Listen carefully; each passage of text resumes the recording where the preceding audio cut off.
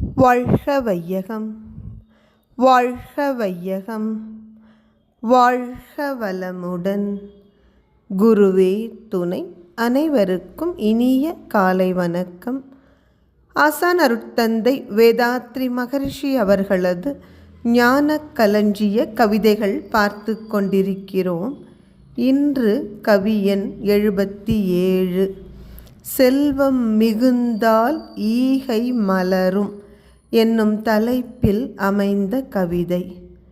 பொருட்கள் தன் தேவைக்கு மேல் இருந்தால் பொறுப்புடனே பிறர்க்கு உதவும் நற்குணமாம்.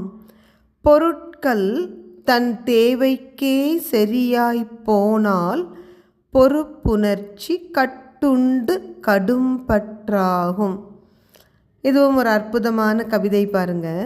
நம்ம பொதுவாக ஈகை என்ற குணத்தை சிறப்பாக போற்றுவோம். கொடுப்பது எப்பொழுதும் மேன்மையான குணம் என்று சொல்வோம்.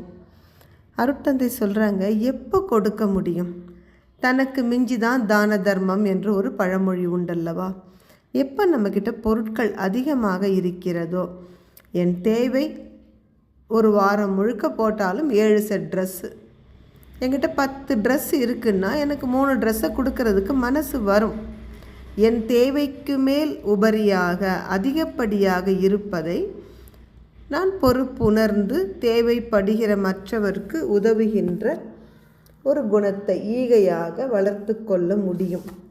அப்படி அல்லாமல் என்னோட தேவைக்கே பொருட்கள் சரியாக இருக்குமானால், எனக்கு 7 ட்ரெஸ் தேவைப்படுது, ஒரு வாரத்துக்கு 6 ட்ரெஸ் தான் என்கிட்ட இருக்குது. அப்போ ஏதோ ஒரு ட்ரெஸ்ஸை நான் மறுபடியும் துவைச்சி போட வேண்டிய கட்டாயத்தில் இருக்கும் பொழுது இன்னொருவருக்கு உதவணுன்ற எண்ணம் வந்தாலும் இயல்பான ஒரு பொறுப்புணர்ச்சி என்ன சொல்லும்? நமக்கே கொஞ்சமாக இருக்குது, வேண்டாம் வேண்டாம், இதை நம்ம பத்திரமா வச்சுக்கலாம்.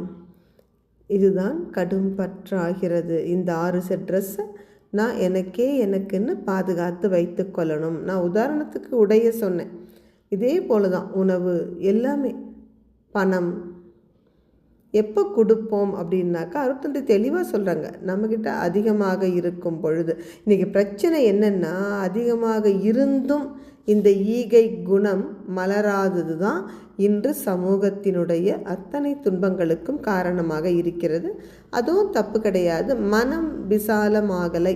அதனால தான் அருட்தந்தை அகத்தவத்தை முதல்ல கொடுத்துட்டு தான் தத்துவத்துக்கே வருகிறார். இந்த அகத்தவம் செய்வதனால் உயிர் உணர்வு கிட்டுகிறது.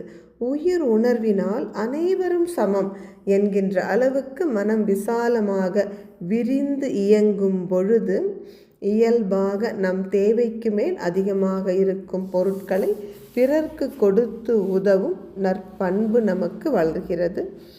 எனவே அனைவரும் தவறாமல் அகத்தவம் செய்வோம். மனதின் விசாலத்தால் நாமும் மகிழ்ச்சியாக வாழ்ந்து வாழத் தெரியாதவர்க்கும் வழிகாட்டுவோம்.